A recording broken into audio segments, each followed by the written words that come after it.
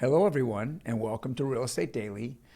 We are the house heroes. My name is Troy, and every day we bring you the news, whether it be in mortgage or real estate or investing, give you the most recent news of the day. Today, I believe, is February 8th. And so, boy, days are just flying by. Tuesday. And there's a few different articles out there. We're going to start off here with the January housing sentiment. And it's very interesting. I've made a kind of a mention of this now for the past several years. Anything that you see with Diana Olick in it, you just do exactly the opposite and you'll be fantastic. So here's the headline here: January housing sentiment at the lowest level since May 2020. And then she's on here about bad time to buy. Well, unfortunately, if I go back to right as a pandemic hit, she said don't buy. 6 months after our pandemic hit, she said don't buy. And those were absolutely the most choice moments to buy.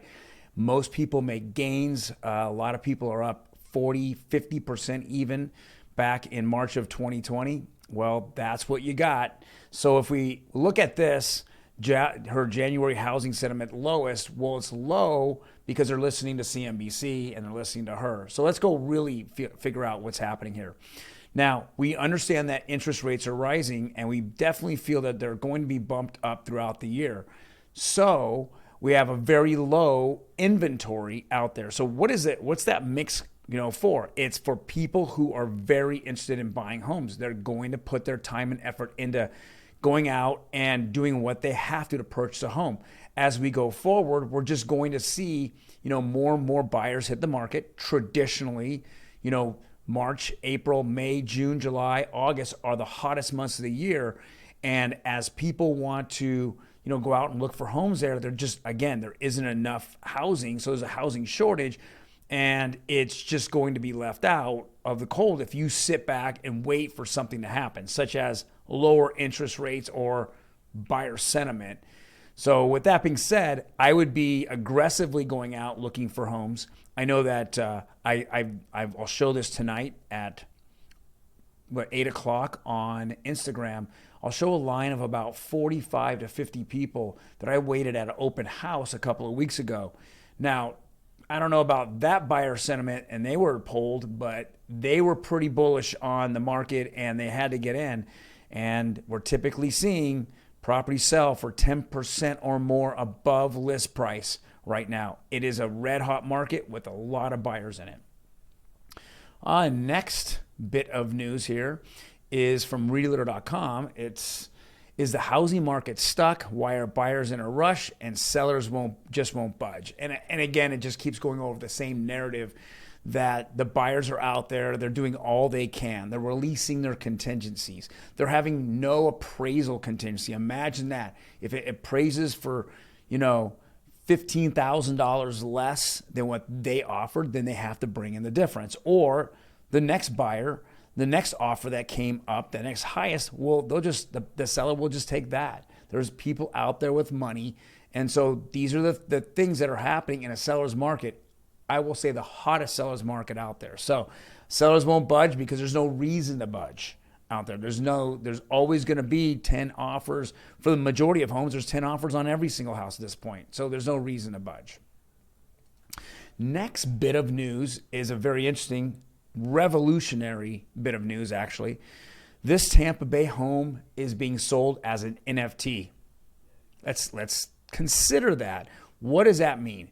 That means that now when you purchase homes, or if you purchase most anything, people are looking at NFTs as a form of home ownership. Right now, the majority of people out there, majority of homes that are sold are done through title. But title you have to pay title insurance because title's not perfect. It just doesn't know if there are certain things that are happening on the property, can pop up later. Well, an NFT is on the blockchain. So on the blockchain, either you have the history all written out for that property, whether it be a house, a car, clothing, anything, possessions, collectibles, collectible cards, whatever, you'll have an ownership in it. And that will be simply in an NFT form. whether it's wash machine, durables, anything.